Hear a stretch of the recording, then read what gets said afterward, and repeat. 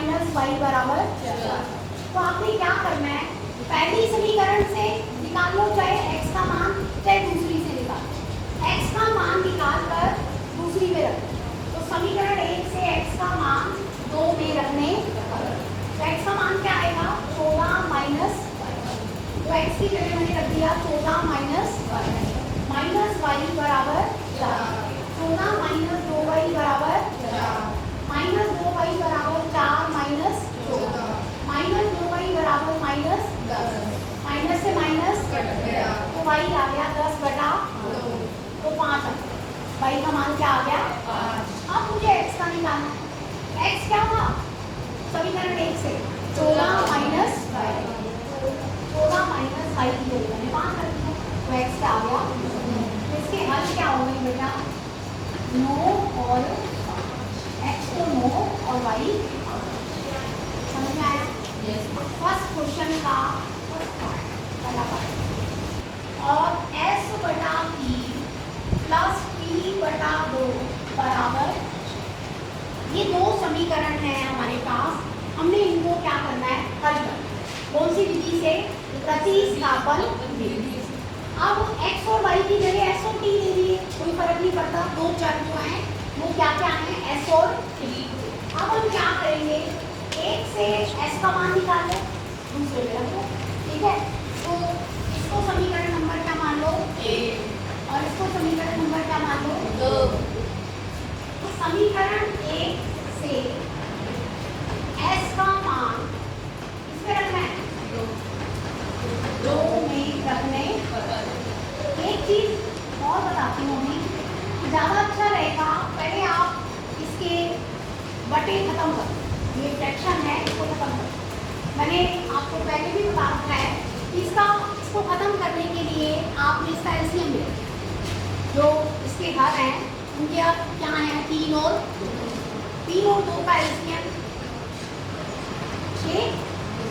बोलो पूरी समीकरण को 6 से गुना, पूरी समीकरण को मतलब दोनों और 6 से गुना कर, क्या बन जाएगा 6 गुना s बटा p जमा 6 गुना p बटा 2 बराबर 6 गुना, ठीक है करना 3 दूनी 6, तो 2s आ गया, 2 तिया 6 जमा 3p बराबर 6 जी 36, ठीक है।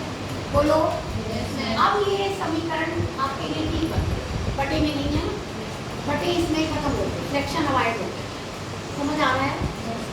अब मैं इसमें क्या करूंगी, पहली से s का मान निकालूंगी, क्या आएगा बोलना p जमा, यही आएगा देखो p जमा 3, इसके अंदर रखना 2 गुना 3 जमा 3 जमा 3 बराबर 36, ठीक है।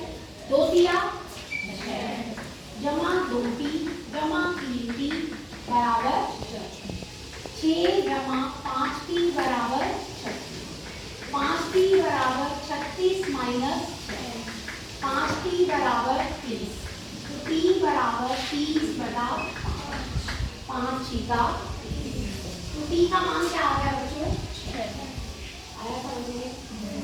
बोलो अब इस p का मान यहाँ को ऐसा है जो आपने समीकरण 1 से निकाला था 3 जमा t, 3 जमा 6, इसका मान क्या आ गया बच्चों, और 9x माइनस 3y बराबर क्या है 9। अब क्या करें,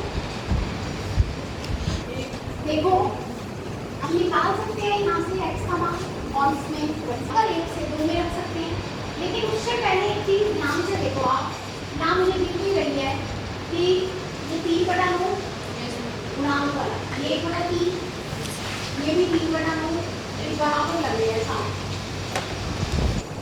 लग रहे हैं कि नहीं। तो इसमें आप एक काम करो, a1 बटा a2 बराबर b1 बटा b2 बराबर c1 बटा c2 बराबर 3 बटा 9, ध्यान दो बराबर -1 बटा -3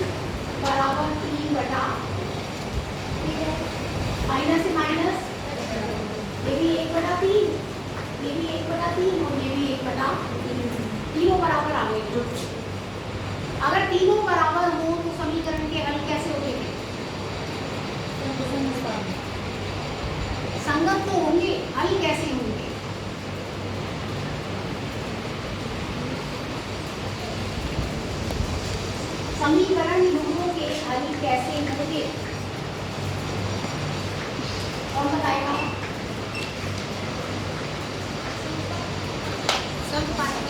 संपाति को रेखाएं होती हैं, हल बताओ हल। हल कैसे होंगे? अपरिमित रूप से अनेक, मतलब इसके बहुत सारे हल आ रहे हैं। तो कैसे निकालोगे आप? ध्यान से देखो, जैसे ये मेरे पास था 3x बराबर 3 जमा y हो जाएगा, बोले नहीं को बोलो। तो x का मान क्या हो गया? 3 जमा y बटा 3, ठीक है। अगर मैं y को a रखूं तो x का मान हो जाएगा 3 जमा a बटा 3। तो आप y के यहाँ कोई भी प्रकार की संख्या होगी, बल्कि पूर्णांक होगी, के कोई भी पूर्णांक,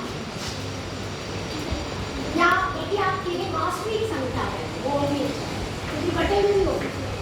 के कोई भी वास्तविक संख्या, ये बिलोंग्स का निशान है कि के वास्तविक संख्या है।